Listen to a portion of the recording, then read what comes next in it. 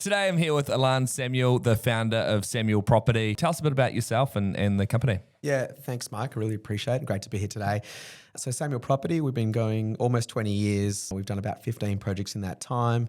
It's a family-owned business, one that I head up. We're a small team, and we like to think that we bring a lot of passion and detail to all our developments and try to work collaboratively with builders, architects, agents, and ultimately our purchasers. So we value our purchasers very, very highly, and we want to make sure they get a great experience from start to finish. So it's worked to date, and I hope it keeps working going forward.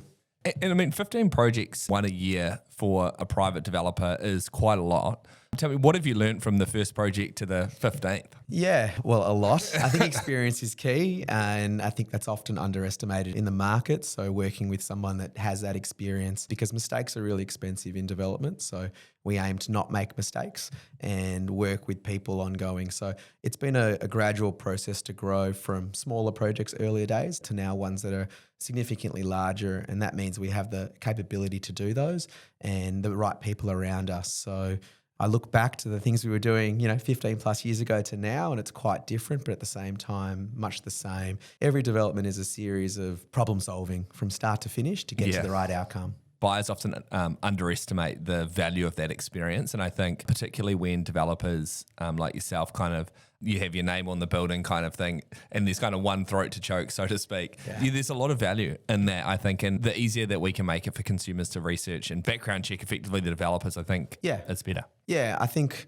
I am front and center. There's nowhere to hide, but I see it as a positive. Often I'm in meetings with purchasers or agents, and I'm involved from the start to the end. As developers, we are in from the beginning till the end. You see other consultants come in and out of the process, and we really need to understand it. So we don't just act essentially as developer, we're also development manager and project manager, and we manage all the key stakeholders. So I think it's the right way to do development. I think the track record shows people that we do what we say we're going to do, and also when we're going to do it. We have obviously finished projects on our website, finished photos, and we try to stay active in market so that we've, got a real feel for what should be happening and what's expected by the market. Totally. Well, should we bring up one of your projects? We'll kick off with Harley and Dromana. So obviously it's a townhouse project right by the beach. Do you want to tell us a bit about this one?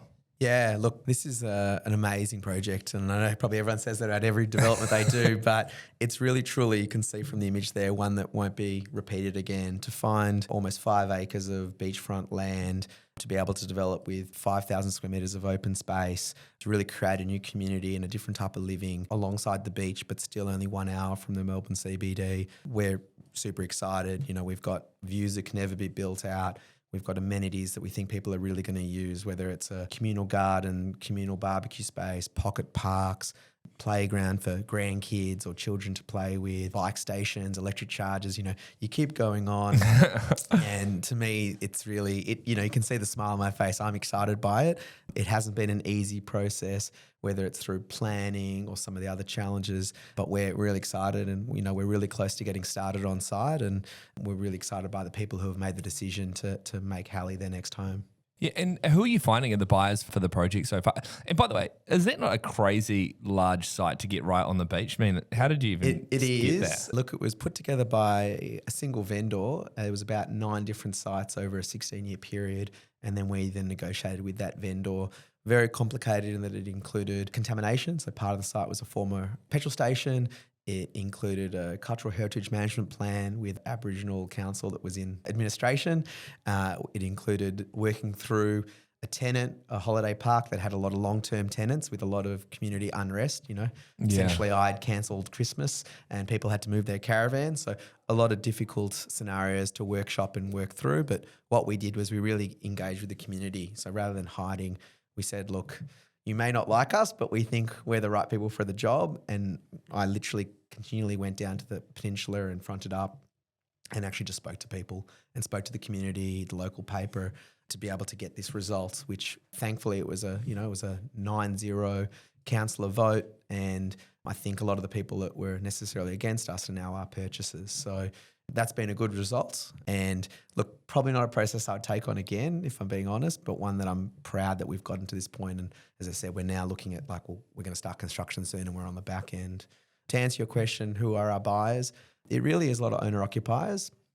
And I'd say really, the term right sizes. So people who are seeing the opportunity to come off land along the peninsula or in that outer eastern corridor of Melbourne and really position themselves with a low maintenance, lock and leave lifestyle right on the water. So if you want the ability to sort of be almost carless for your day to day, if you want to wake up, go walk the dog on the beach or go for a nice walk, get your coffee, come back. The beach is across the road. The coffee shop is 500 metres away. You can do all your daily errands. The walk score is actually really quite high. But then obviously if you want to get in the car and go down to Mornington or back into the city or even Frankston to do other shopping and other chores, you can. So a lot of people now, they're not necessarily going to a retirement home or aged care or assisted living, but they do want to get rid of the garden and they do want to make things a little bit easier. And a townhouse product is perfect because they understand it, they know it, and it still gives them that sense of identity with a front yard, a backyard, a garage. Yeah, and tell me, when you kind of went through the community consultation process, what did you change anything about the project relative to what you originally had planned? I think we really just spent a lot of time answering questions. Right. I think unfortunately we're painted in a position that we're terrible and we're doing nothing. And a lot of the time, developer's the bad guy, right? people don't necessarily go, well, we're going to create crazy traffic, but instead we're actually creating 15 visitor car spaces on site. There's going to be rubbish trucks collecting rubbish all day. Well, no, actually we proposed private collection and we're going to manage it all ourselves. So it was probably just a lot of debunking of misnomers and really showing them that we actually have thought about it. And probably a proud moment for me, this project was in the community Facebook pages for months, if not a year. And it was towards the end of the process where someone said, these guys have got the answer for everything. They're very professional and they're going to get this done. And to me, it was like, great.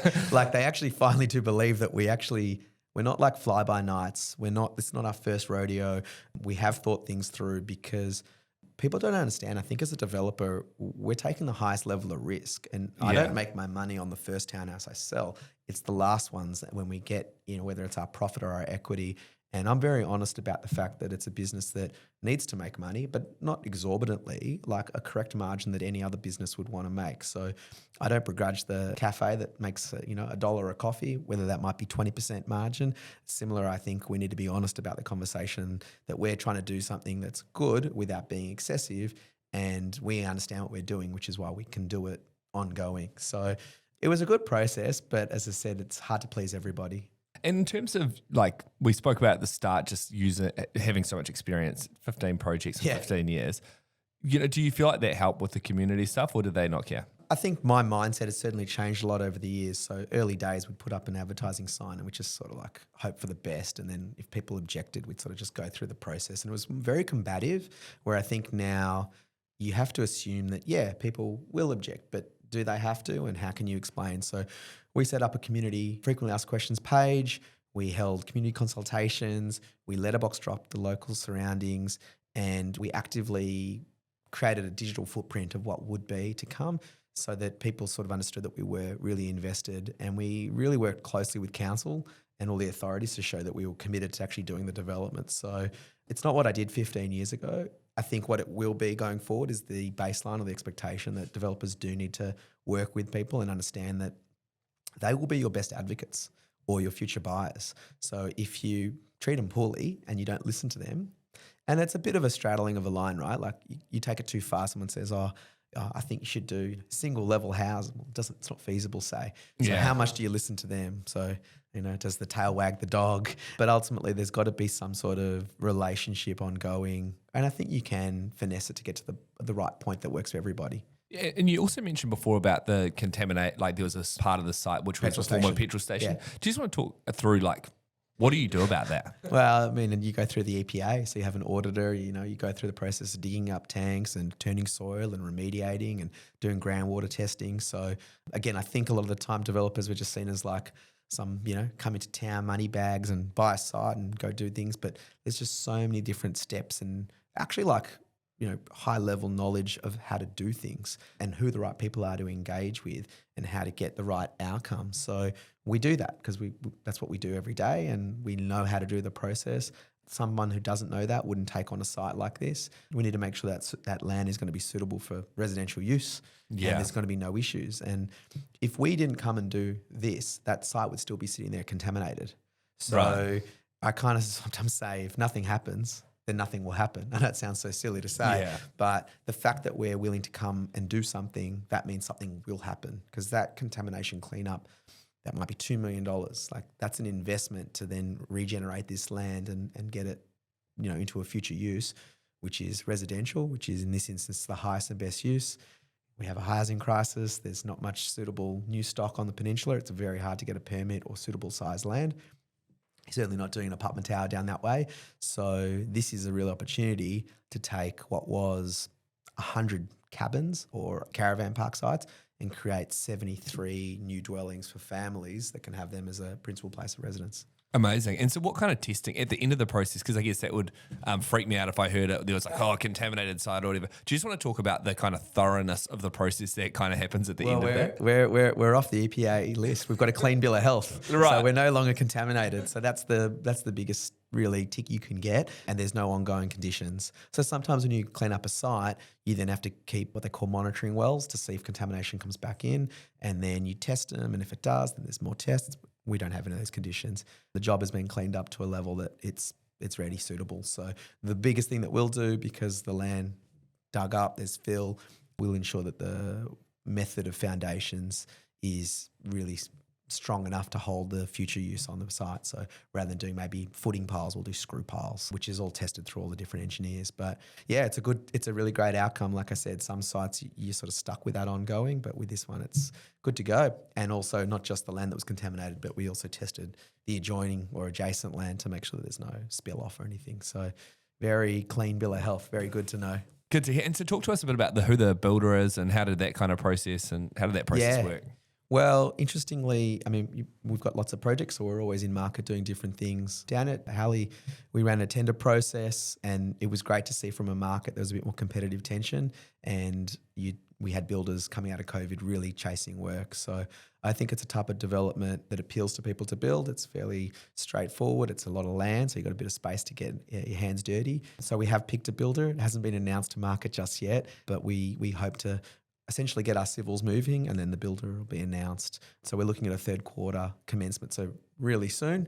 And it's a builder that we worked with before, so maybe others can work that out. and as far as, I mean, like, you don't have to go too far to see that economists are predicting that we're going to have a lot of price growth over the next kind of 12, 24 months, particularly in Melbourne, which has been a bit of a more challenging market. Do you want us to talk a bit about the pricing, noting that it is July 2025. Obviously, the prices typically increase throughout the life cycle of the project, but where are we at today with it? Yeah, look, that's a great way to put it and preface it. We look to reward the buyers that are early adopters. We have a keen interest in selling off the plan and securing the lowest or the cheapest finance, which is related to more sales, more proof of product. So we reward the early adopters with the better deals, whether it's the current prices that may change and increase as we get into the project, or rewarding them with incentives through the purchasing process and customization, which we can do early before construction. So if I pivot to another project that we've got under construction at the moment, that's up to its 12th price list. So a buyer who came back to the project recently, who had come in early, the same property they were looking at, there was over 6 figures of increase. 6 figures. Yeah. And they were like, we're not paying that. We're like, well, then you're just not buying, because we've sold so many now that we know where the market is. So I think there will be growth within the market organically, but then there'll also be growth on our end that we have less to sell and we're further into the process and we need to maybe peg back some of the discounts that we've given earlier to others. So we're certainly rewarding people early who show interest and commit to us. And we're trying to be flexible with them as well in terms of deposits and timing and giving them certainty of product. So yeah, it's just working with people as their circumstances suit. So when we look at that price point, so run us through what's the most affordable entry level price, and then what are kind of the trade-offs with that relative to, and I'll get you to give us the price on the highest end product and the most luxury, and what's the value and how much does it cost and what do they get for that? Yeah, sure. So we start at 1.185. That's for a 2-bedroom townhouse. Look, you're not losing much there, dare I say. You've still got all the great amenity. You've still got 2 car spaces. You've still got a terrace, a courtyard, your own private entry. But obviously, as you go to a 3-bedroom, slightly bigger, and then a 4-bedroom, we have townhouses across Point Nepean Road that have roof terraces. They're at a higher price point. They're sort of into the 2s. A lot of the stock in the middle of the development is probably more in the mid ones. And we've sort of just really tried to give a diversity. So we'd like to think that depending on where you're at in the lifestyle of your life, whether you're looking to have a lower cost impost or higher, we've got something for everybody. And I guess if you need the extra bedroom, we have townhouses that have detached garages or side by side or tandem. So I think in total we have 10 different typologies. So if anyone's interested, they can really come in and look through them. But at the same time, we're always open to working to someone's particular interests. So initially didn't propose any townhouses with lifts. Now we have a couple where people have wanted to make that change. It's just give and take. I guess that's one of the good things about going in early. Obviously, you get the price advantage, but also some customization. You mentioned elevators. Has there been anything else that people have requested or other options they've got? You always get a few interesting ones. Yeah. People wanted rooftop spas in their backyard. Obviously, coastal, it's a bit of a lifestyle thing. More just personal choices, whether it's robes or the way the kitchens are done. We will always try to work with the architect and the agent and do that customization. That's something that we've really perfected over the years. Yeah. And we'll be able to give those answers really early so people aren't, I say if you guess, someone's going to lose. So the fact that we do have a builder there, we do have the in-house capabilities to sort of work through and detail it and get it on board early, people can get exactly what they want. So that's been good because, again, we value the customer. So we want them to be happy. We don't want to say any grey or work it out later. We want to give them that confidence. Amazing. Well, I think that's a pretty bloody good deep dive. If people are thinking about buying into Harley Dromana and they've got through this far, how do they go down and check out the development and see the location, which is the kind of, the hero? Well, it's hard to miss because we've got beautiful Australiana painted artwork across Point Nepean Road. So it's quite a feature. We had a local artist paint, I think it was about a 70 or 100 metre mural. But we do have a full display suite in Pierce Street, which is in the heart of Dromana. So that's got a kitchen, a bathroom. People can see the master plan, all the details. And then obviously if they need to get on site with the agent, we can organise access. But yeah, it's been really positive. We've loved the support we've got from you guys. And the feedback so far from our buyers has been positive. And that's why we're making those next steps to get into construction as soon as we can. And then hopefully people can start to plan backwards and say, okay, well, we know when you're going to be finished. We can then plan on our end as to what decisions we need to make and get our house in order, so to speak, so that they can make Hali their next home. Have you got an indication? I know it can be hard in the earlier stage. When do you think buyers will be moving in? Yeah, look, I think it's going to be probably in that sort of mid-27 mark. It's a large project, so it will be handed over in stages, but we will be building it as one. But there might be the difference of 2 or 3 months from the first set of 20 townhouses to the next. But what we do with all projects is we communicate monthly with our buyers. Again, it comes back to really valuing them, and they're our customer. And we don't really necessarily want to just get the sale. We want to get the settlement. So we want to take them on the journey and really feel like they're valued. And then by the time it's ready, they're feeling very happy and confident. They know exactly what's been happening. And so they're very ready to settle and move in. Yeah, I mean, like there's certain developers like yourself who want to take these opportunities to like go deep into a project and answer every question that we might have. That stuff counts for a lot. And so I appreciate you coming in and sharing it, man. It's awesome. And congratulations on the project. Thank you. Like I said, we're looking forward to giving you guys more updates like everybody else. And we're proud of it, right? So if you're proud of something, you're always going to tell people. If you're not proud, you're going to drive past like this and kind of go, not put your name on it. But I do the opposite. And it's not an ego thing. It's more about building trust and awareness so that people can feel confident that what they're doing is the right thing. Because more often than not, with off the plan, there's more no's than yeses. So it's hard. So I really need to be positive out there, but not just like fake positive, real positive, that what we're doing is the right thing and we're really excited about it because this is what I get up to do every day, right? It's my job, it's my passion, it's my livelihood. Amazing. Well, cheers, Illan. Appreciate it, man. Thanks, Mike. Appreciate it.